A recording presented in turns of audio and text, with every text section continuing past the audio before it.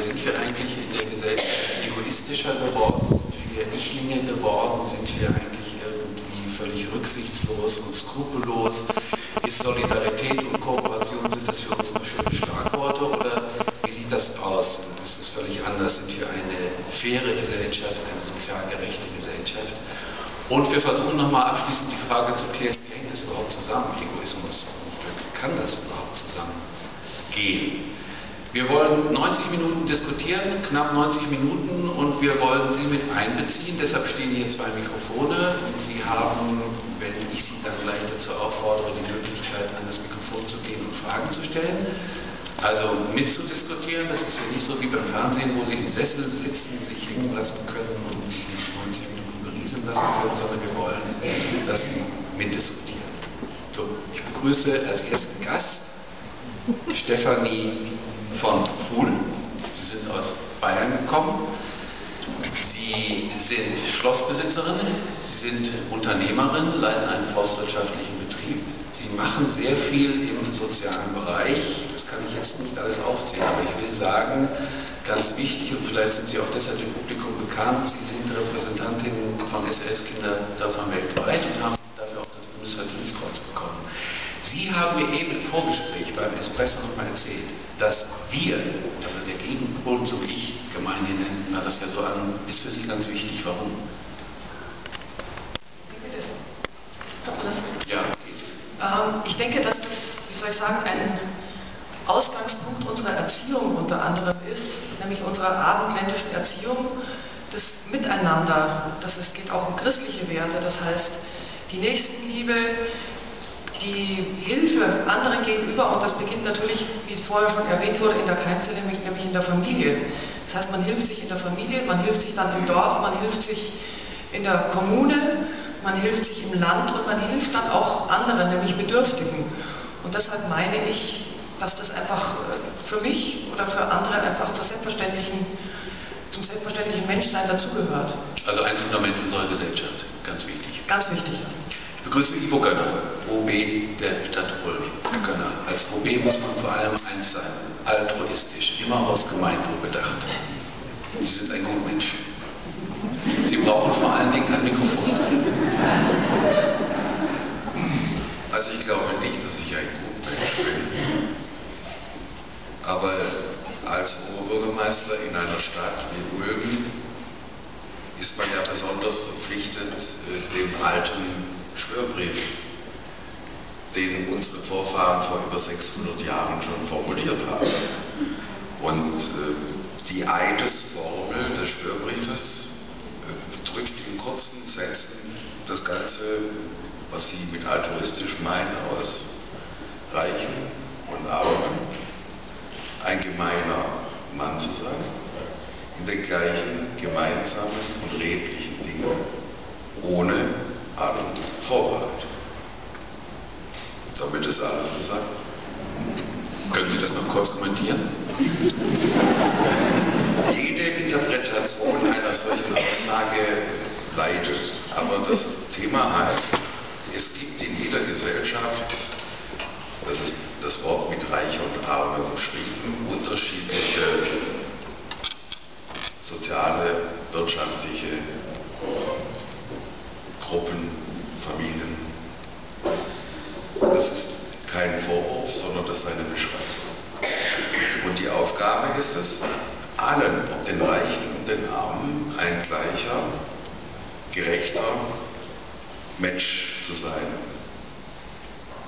In den gemeinsamen und redlichen Dingen, das ist ganz wichtig, weil auch Reiche und Arme etwas verbindet.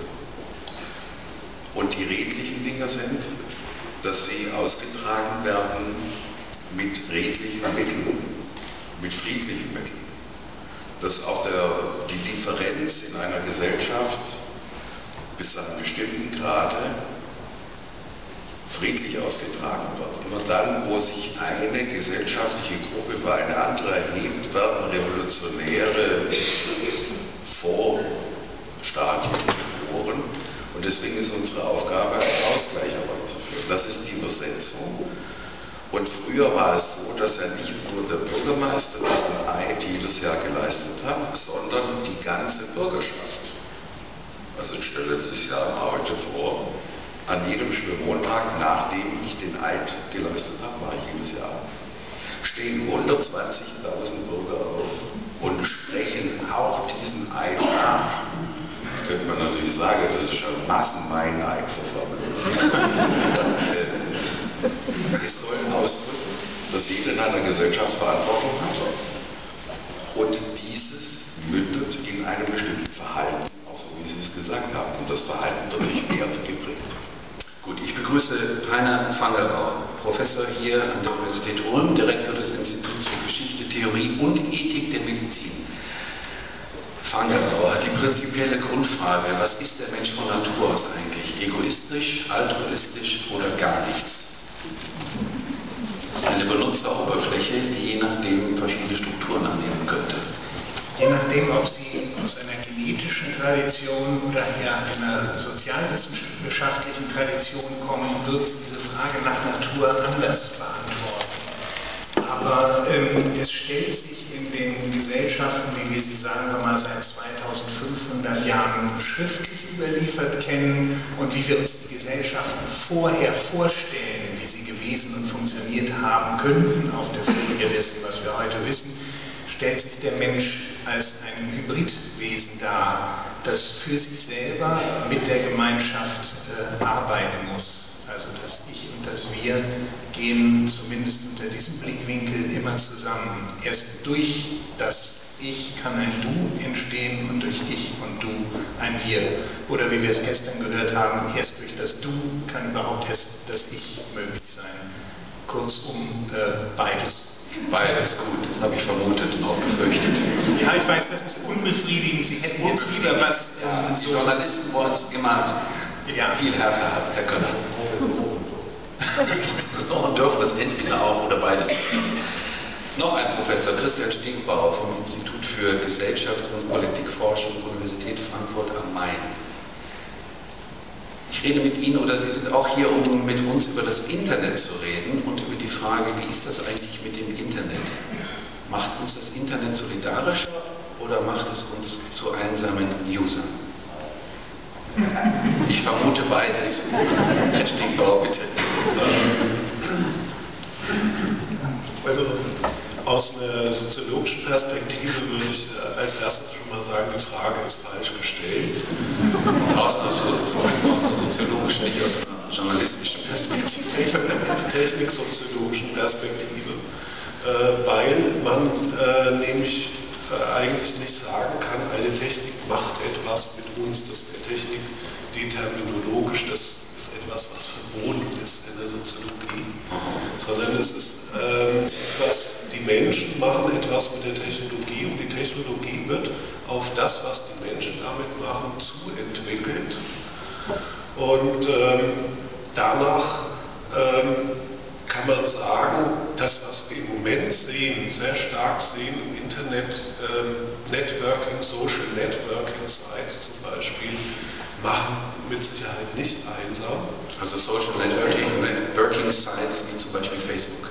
Facebook, Twitter, StudiVZ, Twitter wäre etwas, was ähnlich funktioniert. Dann würde man sagen, es ist Web 2.0 zum Beispiel. Web 2.0 sind all die Bereiche im Internet, in denen die User, die Teilnehmer, die Inhalte erstellen. Also es wäre Twitter, Wikipedia wäre ein Punkt, Facebook genauso. Die Anbieter machen eigentlich nichts anderes als eine Hülle bereitstellen, die dann kooperativ, wenn man so will, nicht von den Einzelteilnehmern oder von den Teilnehmern zusammen erstellt werden. Häufig ist es so, Wikipedia ist eine Ausnahme, dass dann die Inhalte aber privatisiert werden. Das ist aber eine andere Diskussion. Gut, wir werden nochmal über die Rolle des Internets sprechen. Ich begrüße jetzt noch Richard Herzinger, Journalist, Buchautor aus Berlin. Herr Herzinger, Sie sind ja in der Rolle des Advocatus Diaboli. Sie haben ja ein Buch geschrieben, Wider den Gemeinsinn. Das gefällt Ihnen nicht so richtig, oder? Dieses Pochen auf den Gemeinsinn und auf das neue Wir und auf das kooperative Verhalten. Was haben Sie dagegen einzuwenden? Naja, ich glaube, das heißt übrigens die Tyrannei des Gemeinsamen. Ja, ich wollte den Titel naja, weil ich denke, dass der Egoismus ist die natürlich